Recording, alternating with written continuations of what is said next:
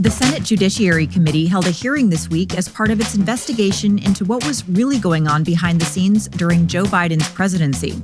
Among the questions they're asking, who was really running the country amid the president's cognitive decline, and were legacy media outlets colluding to cover it up? In this episode, we sit down with one of the Republican senators heading up the inquiry, Missouri's Eric Schmitt, to discuss why he and his colleagues believe this isn't just about holding people accountable for past actions, but ensuring more transparency in the future. I'm Daily Wire Executive Editor John Bickley with Georgia Howe.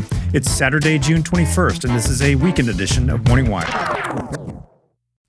Do you have an ancient mattress with a crater in the middle that sucks you in like quicksand, leaving you with throbbing back pain that no amount of stretching can fix? Maybe you've tried flipping it, adding foam toppers, and even sleeping sideways, but nothing helps. If a solid night's sleep keeps eluding you, then you need to check out Helix. Helix improves your nights and keeps you sleeping well all night long so you can wake up each morning ready to be your best self. Whether you're a side sleeper, back sleeper, or somewhere in between, they have you covered. All you have to do is take their sleep quiz and find your ideal match. And trust me, when you find the right match, you'll wonder how you ever slept on anything else. I just received my California King Dusk Luxe Helix mattress and have already felt the difference. I'm 6'4", so that extra space is an absolute game changer. Right now is the perfect time to upgrade your sleep because Helix is offering a fantastic 4th of July sale. Head over to helixsleep.com/wire to get 27% off site-wide. That's helixsleep.com/wire for 27% off site-wide. Make sure you enter our show name after checkout so they know we sent you. helixsleep.com/wire today.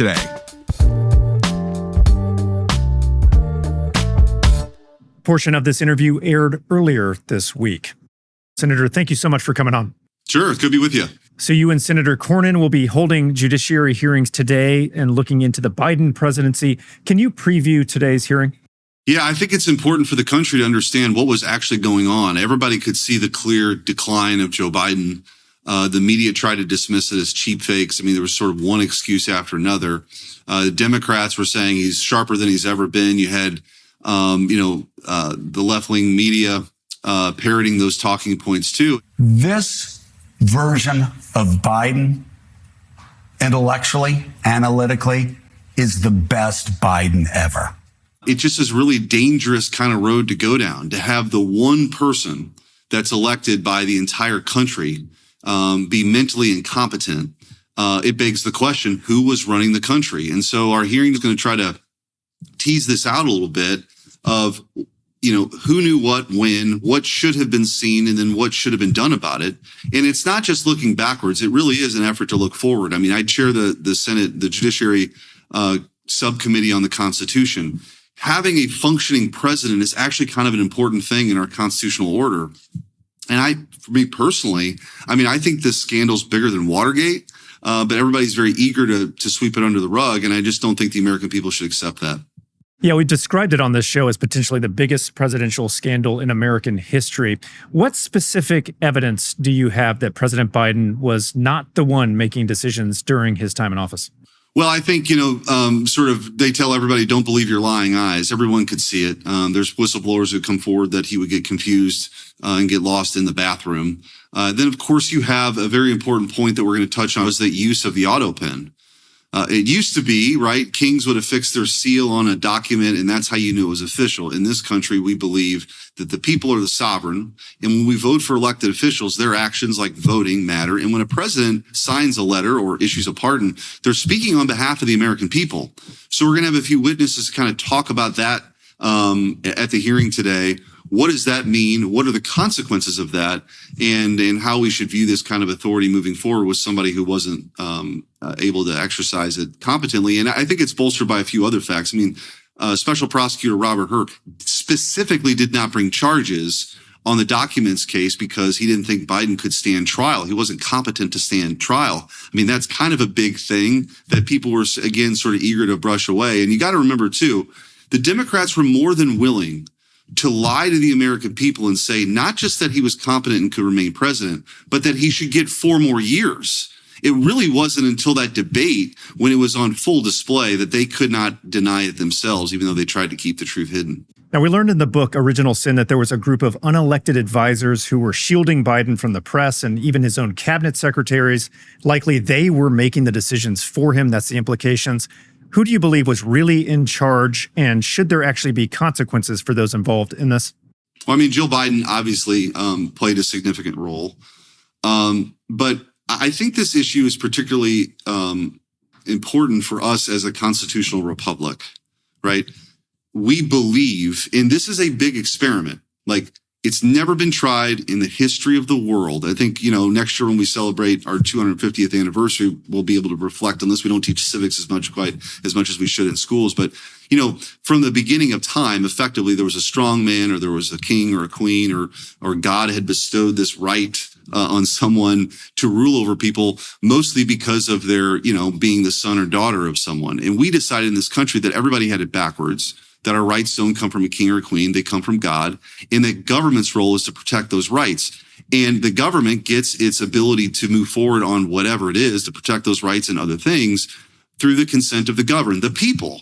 And so when you have that system set up where the people are, I'm a senator from one state. There's representatives that are there's 8 in Missouri. They send people here to gather to make laws, but there's only one person in the Article 2 branch that's sort of runs the show and speaks for the American people. It's the President of the United States. And so when you have a situation like this that was very obvious and very hidden and covered up, again, not just by the people around them, but their media allies, because they were so focused on making sure President Trump never got back into office that they were willing to go along with this lie. That's why we're having the hearing. Now, you mentioned the media. Do you believe the members of the press should be compelled to testify? Well, I think, in many ways, if you believe in the First Amendment and you sort of combat speech with more speech, the media was discredited before, and the legacy media is even more discredited now. In many ways, their silence or their admissions after the fact do nothing to what, an investigative journalist who actually believed in the ideals that they espoused so righteously would have been asking tough questions, would have been doing real reporting, and would have exposed it. Again, this makes what Woodward and Bernstein did in Watergate seem like small potatoes, but nobody was willing to do it because so many of them suffer from Trump derangement syndrome, and they were willing to continue, not just ignore it, but peddle these lies as Mr. Jean-Pierre was there at the podium, essentially going after anybody who, if a Fox News reporter asked a question like that, trying to sort of discredit them. But all the while, I think they've lost all credibility on this. And so any books that are written now in hindsight are, I guess, just sort of cover your tracks kind of thing. But the American people saw it. They saw all the lawfare. They saw all these lies, and they weighed in, and they wanted a big, bold change. And that's one of the reasons I think they elected President Trump. You said from the beginning that this is not just about looking to the past, but also looking to the future in terms of building better transparency. What ways are the Republicans in the Senate and in the House, what are you guys doing to improve that for the American people, to build trust in the American people? Well, I would say there's 2 things happening at the same time. If you're going to fix a problem, the first step is admitting that you have a problem. And that's really part of the reason why we're holding this hearing and why you're seeing activity around this, because we have to make sure that there's a full sort of expose of what went down, right? And why and who and when and what should have happened differently. I think that's a big part of it. Also, I think with what, nature is healing and what President Trump is doing, the transparency, the ability or the willingness to have the press just come into the Oval Office as he's signing executive orders, asking questions, answering questions about any topic, being on Air Force One, having that kind of accessibility, that's what can restore trust.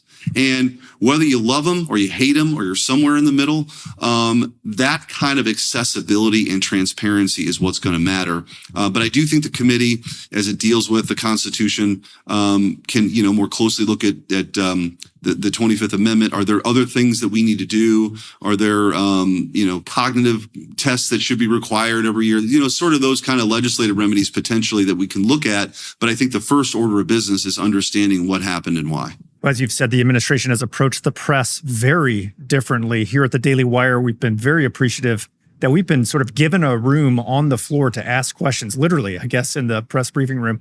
We've seen that with a lot of new media outlets. It's very encouraging and, again, encourages transparency. Senator Schmitt, thank you so much for taking the time to talk with us. Anytime. Take care. That was Senator Eric Schmitt, and this has been a weekend edition of Morning Wire.